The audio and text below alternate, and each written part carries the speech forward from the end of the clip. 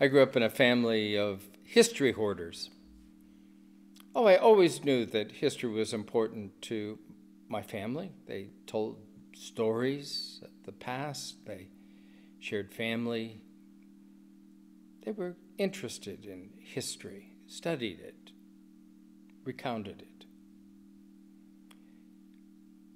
But sitting with my brother and cousin this past week, amidst 200 years of history, of thousands upon thousands of pictures, letters, newspaper clippings, books, and just stuff, I realized there was far more going on than just an appreciation of history. There was a downright hoarding of history.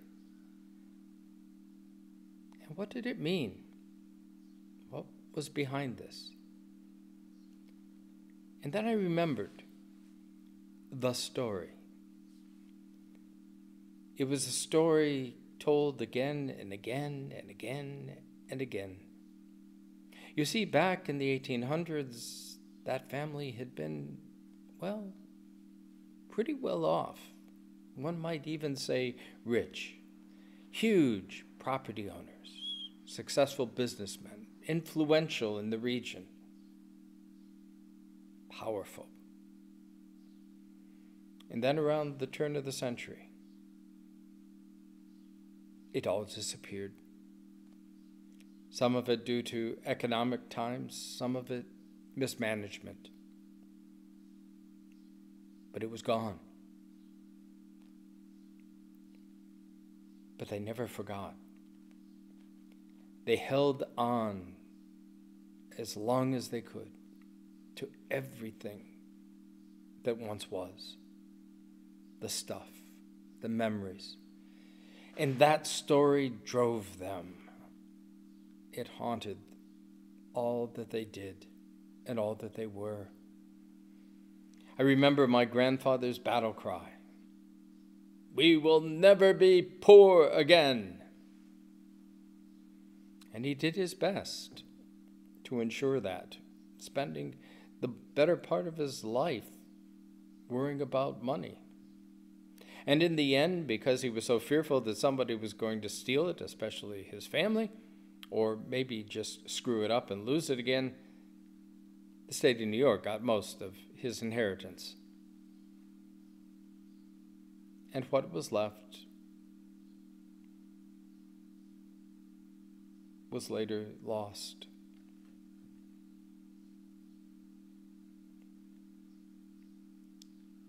Whose will all this be in the end? There my cousin and I sat poring over pictures going, "Do you know who this is?"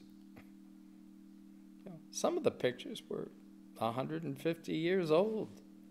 Who are these people? What does it mean? Or we pick up something and go, "There's a story behind this. I can't quite remember what it is or whose it is, or how did this family member fit in here, and who is this family?" It was sad to realize after 200 years of hoarding, there was really nothing left. Just stuff. Just stuff. We're all guilty of hoarding. Not just our stuff, not just money, but we hoard memories. We hold on to those old scripts, whether they're family or personal,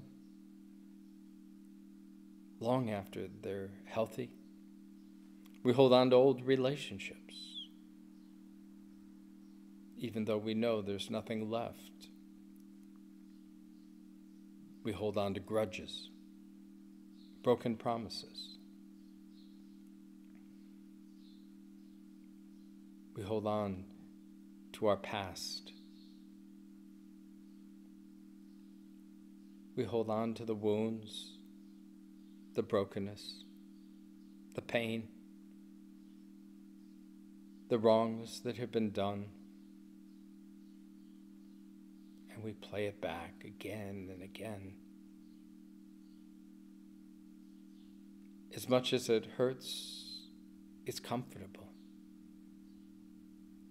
It keeps us feeling safe and secure because we know that stuff. We know it so well. We can recount it all. And yet, in the end, where does it get us? But more hurt and pain and messed up relationships.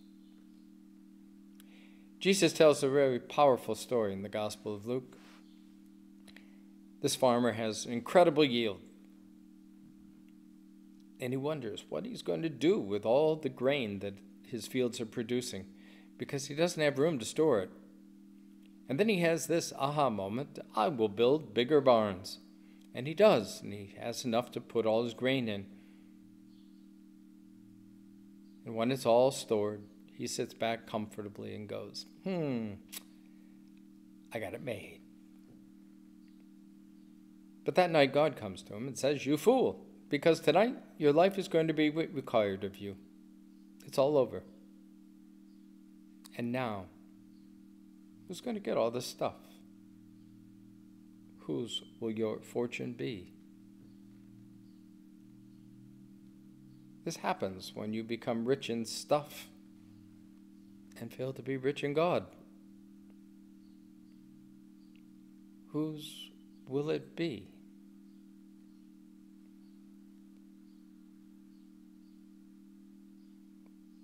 We make of our stuff the gods of our lives, those things that dictate, drive, shape us,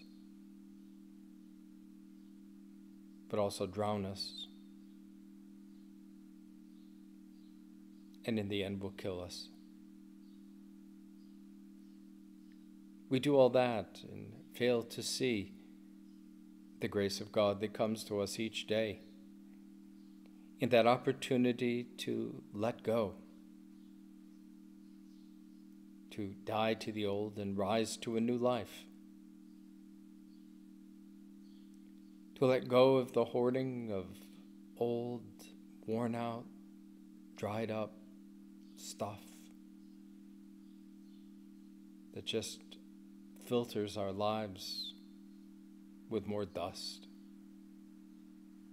and hurt and pain and envy. To lay it aside, to let God remove it, and to move on into a new and glorious day. When Jesus sends his disciples out, he sends them out with nothing and promises to care for them.